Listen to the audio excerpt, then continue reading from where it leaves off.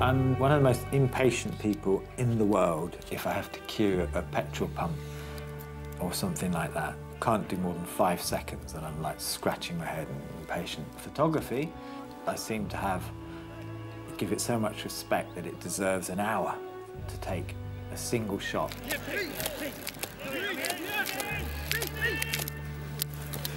Get away!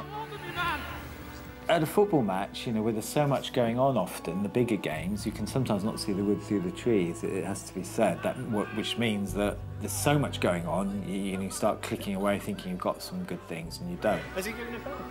Get it! Some of the smaller matches often give you that chance to just see a few things and look at them really well and think, there's only 6 or 7 things that make up this whole football day, and these are they, you know, that person, that bit of stand, that incident, that, and so that's probably why I enjoy those small occasions as much as the big ones.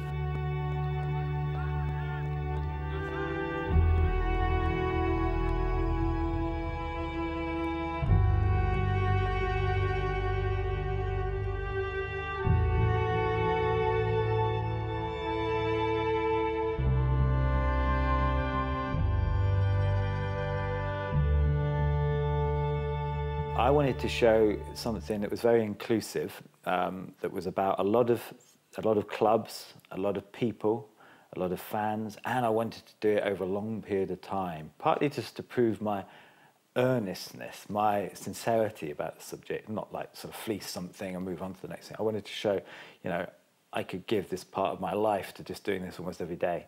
And I thought it deserved that.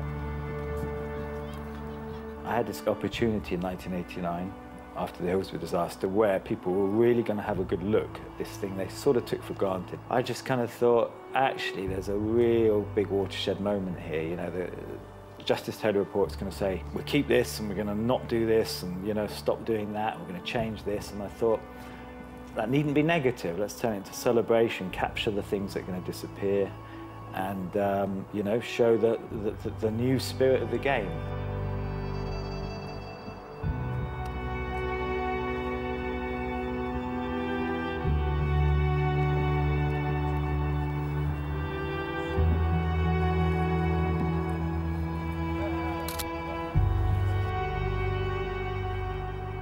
The title and that kind of nailing the concept, I woke like, the homes of football. It was like that, you know, I dreamt it, it suddenly came to me clearly. I mean, it's not a complicated set of words, you know, the homes of football, but it was very important to have that S in there, the home of football I'd heard before, you know, someone saying, oh, I don't know, whatever it was, Manchester United or Wembley is the home of football or something.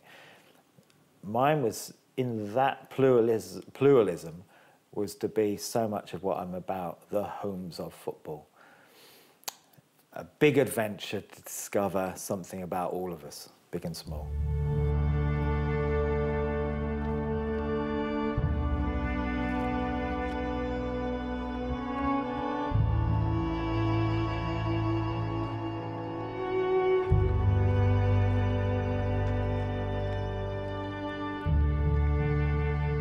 The early years were like anything that's formative, you know, a bit like the first kiss of a teenage romance or something. I just kind of went for it with eyes wide. So I could have almost just done the homes of football then, but the thing was to tell the story of, you know, not just Victorian arenas and iconic things, but to show how it was going to change.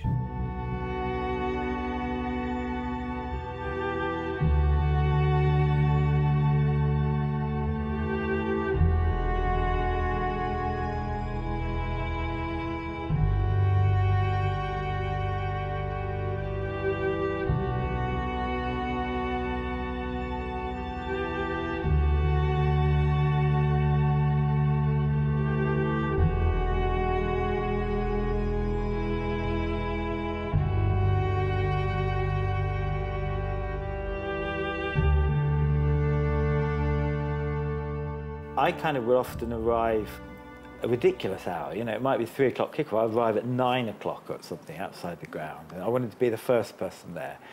And I kind of wanted to see everyone arrive, and then I'd be the last person off and see them all go. And it was almost like making it my event, you know, as much as an event in its own right. So I kind of then pick out people. Sometimes I would get to like the secretarial grounds and say, "Oh, come and have a look at the dressing room." I was like, "Oh, great, you know, that's quite interesting too." And I would be just trying to build up a complete picture of like that particular home of football, the kind of experience, the feeling of it.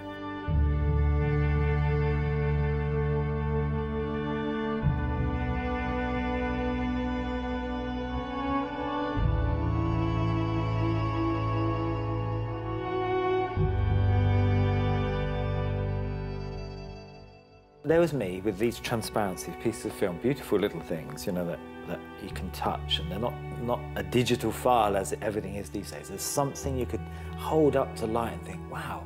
I had loads of them, and I'd spread them all over the table and over the light box and up to the window, and I thought, yeah, but who's seeing these?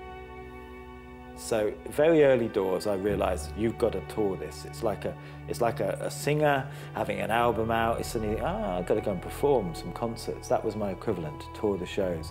And I wanted to do the big and small thing. I wanted to go to Mansfield alongside, you know, Newcastle or Manchester. I didn't just want to start. I think most artists think, I'll start with Mansfield and small, and then I'll land up just doing the Grand Old Opera House of this and that. I never wanted to do that, I never do. I always want it to be sort of a bit like this forevermore.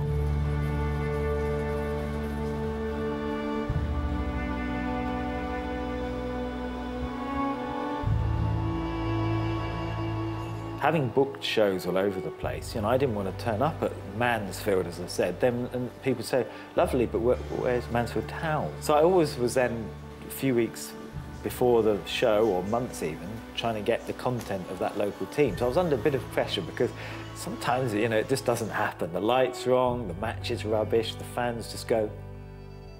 It just sometimes doesn't really happen. You can't make it happen. There's the magic that I was after. I wanted every time pictures to be magical. So, you know, that put me under a bit of pressure to come up with that. And I knew then the reward too. You know, I could just tell the thrill that was going to give some people, that when they walked into their local show, they would see World Cup finals, they would see massive matches, and shoulder to shoulder is their club, even they in the crowd, you know. And that was one of the most magical feelings I've had in doing 20 years of all this subject, is an audience reaction to my actual pictures on the wall.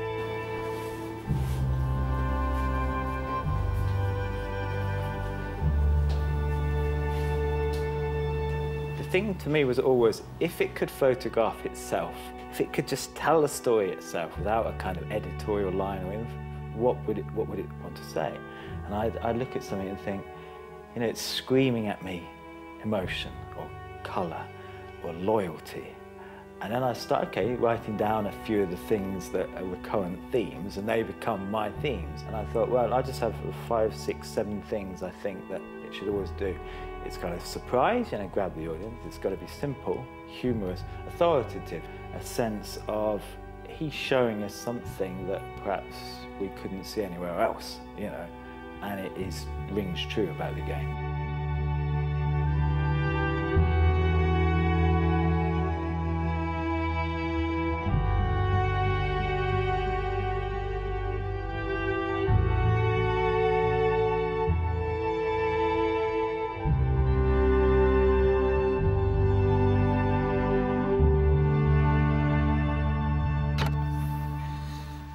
I think when I set out to do 10 years, I think what I meant was that it would dominate everything I did for 10 years, and I would try and say all the major things that I wanted to say about the subject in those years. And you know, what is those things? It's loyalty and belonging and those sorts of qualities.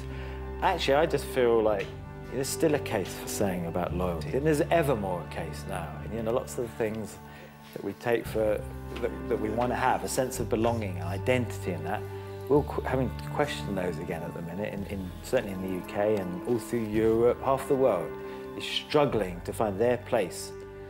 You know, even their family life's under pressure. So, back to the football thing. It brings something special out again. For at least 90 minutes or a couple of times where I can feel, you know, I belong. I can feel special. I can get something out of this, and I can stand shoulder to shoulder with people, not feel isolated in my job and work and home. And I've got a kind of family. So it's really a special time again. So I'd be crazy to stop the subject when there's more need for it than ever.